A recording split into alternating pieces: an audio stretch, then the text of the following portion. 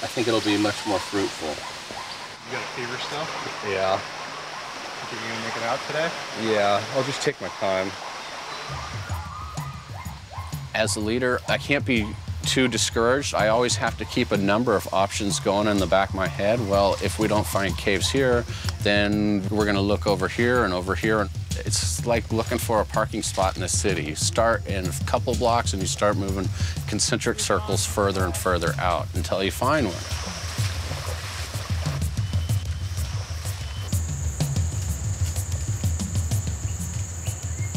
The local crew helped to construct a new camp solely with the use of parangs and tarps.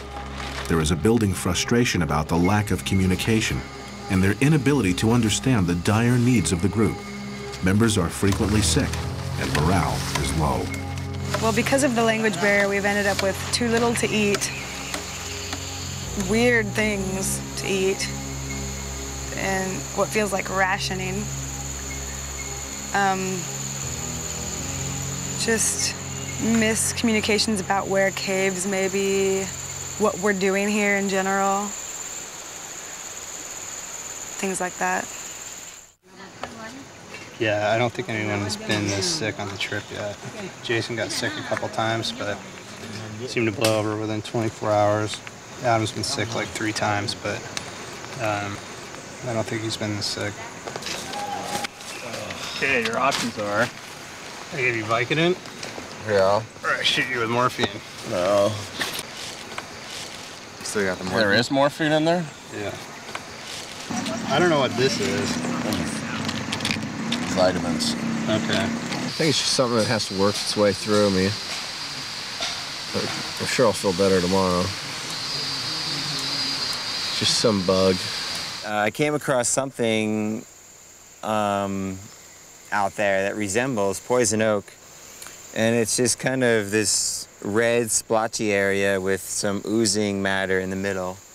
A lot of people's feet have been getting pretty torn up. I got a few holes in my feet, like the beginnings of Mulu foot, but none of them got infected, so it didn't really give me a problem. I didn't expect to be as claustrophobic as I am living out in the forest with the constant canopy coverage, not being able to see anything but a small strip of the sky. That's been something that's been difficult for me. After a couple of days of recovering from their various maladies, the team is ready to get back to work and contemplate a new plan of attack. They find an area on the Sungai Kuantan River with promising new prospects for big caves. This is one of the biggest blocks. It goes maybe 10 kilometers or so. Just around this bend is Sungai Sankyama. It's the same block of limestone, or the same formation. It's just cut in half by the river. Now you can see up here, now you see those bedding planes? And see how steep they are? It would be more favorable for water to be coming in through the back side of it, because it's at an angle like that.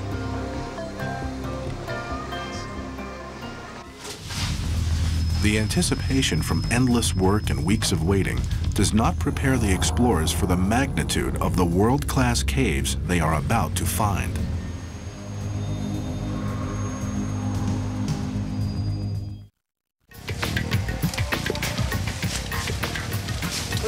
The caves, high on an escarpment, have a steep and difficult approach.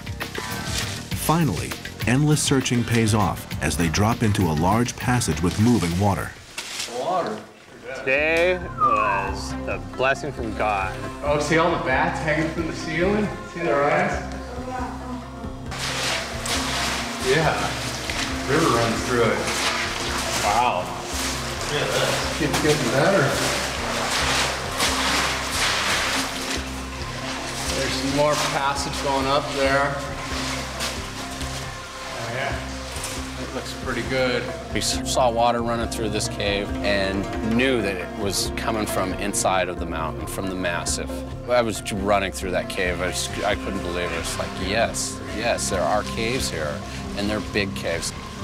I felt like a little kid exploring. I wasn't claustrophobic at all.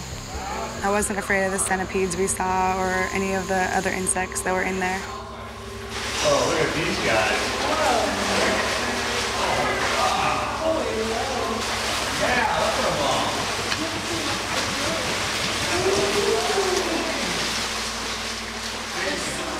What we got?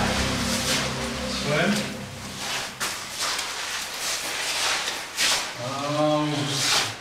Look at the other side. Check the other side? Yeah. It just got better and better as you went deeper and deeper into the cave. It's just a tremendous feeling. I don't really know how to describe it. Your adrenaline starts flowing. You're looking around at all the beautiful stuff, and you just want to go further and further. And at one point, we had to swim a passage, dunk underneath. Boy, it just opened up on the other side and just kept going.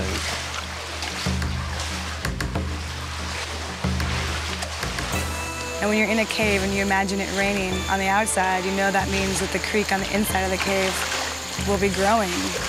And there are signs within the cave that the caverns that you're hanging out in have been completely filled with water because there's debris stuck in the roof. It could be here in high water. Whoa. Not finding anything, and you could tell that people were getting spirits down in camp.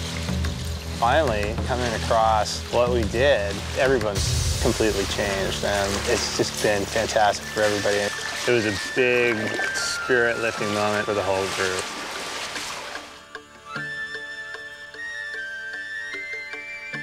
With renewed drive, the team now begins the survey process for each cave system. It is the responsibility of the people who first explore a cave to survey and sketch the passage. These maps and data are critical to the final evaluation and report. So the other side is a percent of slope. Okay. The objective is to create three-dimensional maps of each cave using a tape measure, compass, and clinometer to measure distance, direction, and angle of the underground caves. The expedition has been fortunate to discover many caves in this area. The members split up into several survey teams in order to obtain as much data as possible with the time they have left. We start from the entrance and set another station. And we go in about as far as you can see and set another station. And we'll take compass and clinometer bearings between the stations and also measure the distance. And then I'll sketch in the details. Yeah, that's fine. That's why I'm here, to survey caves. For the first 2 weeks, I hadn't surveyed any caves. Yeah, that's good. This one's good. And now, finally, I was doing what I was here for. On station. +7. Okay, we got passage up that way and that way. It's flowing, guys. Yeah. There's a lot of places this way. A lot of air moving in here. Yeah. All right. The most important thing in survey is accuracy.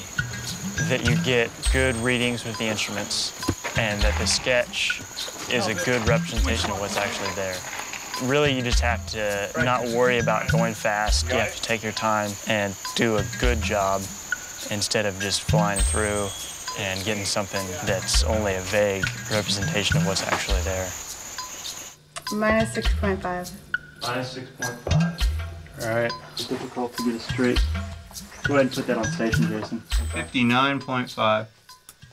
I think on this expedition, I've adopted the name 6 5/8 because of how tight of a space I can squeeze through. I have been called Stretch because when I'm climbing up things, I get real stretched out. I'm not really claustrophobic. When I'm crawling on my belly for 50 feet or more, it's a little nerve-wracking, you know, and you're just crawling through mud and you're sweating and you're pushing yourself over rocks, under rocks, sideways, underwater. Then you'll come to this huge passage and all you can hear is your own breathing and it's just dead silent. It feels like you're in the middle of the earth. It's a good sense of isolation. Some places look like the moon, I'd imagine, you know, or an asteroid. And it's just, the air feels different. You don't have any sound, there's no light. And you're just down there, you're by yourself, and it's almost like you're just traveling around through your subconscious or something. That's a day of caving, I tell you. We got something close to 600 meters surveyed. Yeah. So few hundred foot shots. Did you guys make it? Consecutive 100 Yes, foot. consecutive. A lot of 30-meter shots. In spite of being half submerged all day, the cavers head straight for the river and a much-needed bath.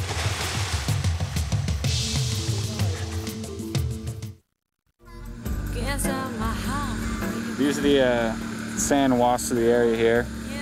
As you can see, they're quite sizable.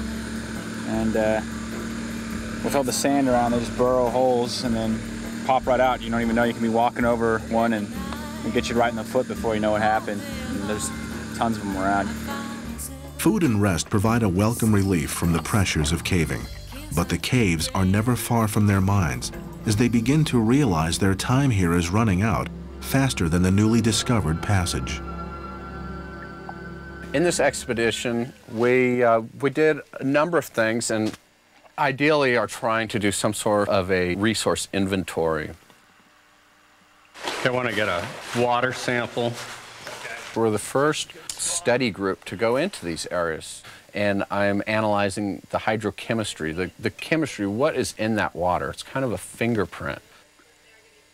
You can tell if there's been excess amount of human involvement in the area, if there's a watershed in the back that has been logged, or agriculture back there. It tells us a great number of things. It kind of tells us the health of the area.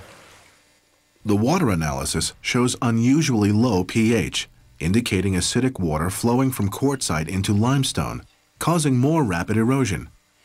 These findings confirm that this region is undergoing extensive cave development. My experience with West Sumatra is that the natural environment is rapidly being encroached. Areas that are large enough to support larger mammals, tigers especially, are being whittled down. At what point is it not large enough to support that population? We don't know until it's too late.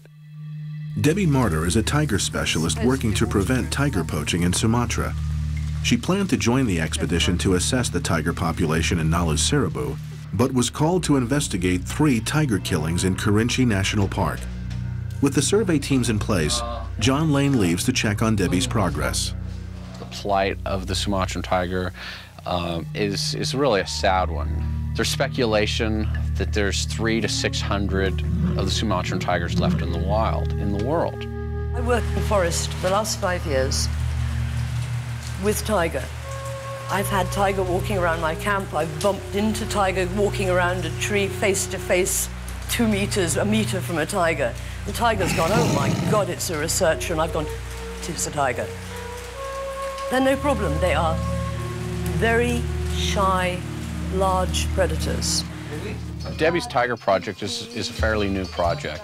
It's being developed in baby steps. It's a slow process, and she has to deal with a number of government agencies, and it is working. She's trying to retrieve this tiger pelt. I think one of the root problems is even the police who have the tiger pelt perceive it as valued commodity. Pak, ini kalau hari yak, ini nak apa? Ini dari dalam. Tulang kecil diserusak. Itu yang berat. Aman.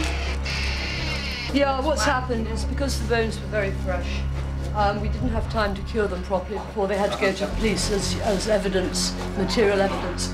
God, this smells. In the case, we didn't have time to cure them properly before they were taken to the police station for the material evidence. These bones, the larger bones, which are commercially valuable, like the tiger skull, had already been boiled, and so we're in better condition. These bones have got no commercial value per se, except for medicine.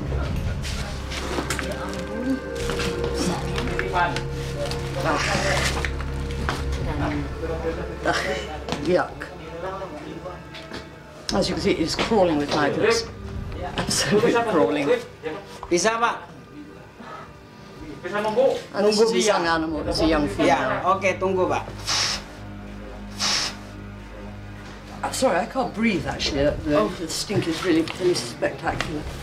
So yeah, this tiger was alive 2 weeks ago, basically. And there you are, one Sumatran tiger. Di rendang tambah Ale. Yes. Nasi, mana for mana? What you saw today, I hope, is the beginning of a new era in conservation in this particular park. Police and the National Park working together to one common goal. In the police viewpoint, it is ending blatant breaking of rules and the law, in this case regarding protected species. What I hope will happen is that people will realize the seedbed of the future is being lost, that we are losing forest, we are losing the richest environment on Earth without even knowing what we are losing.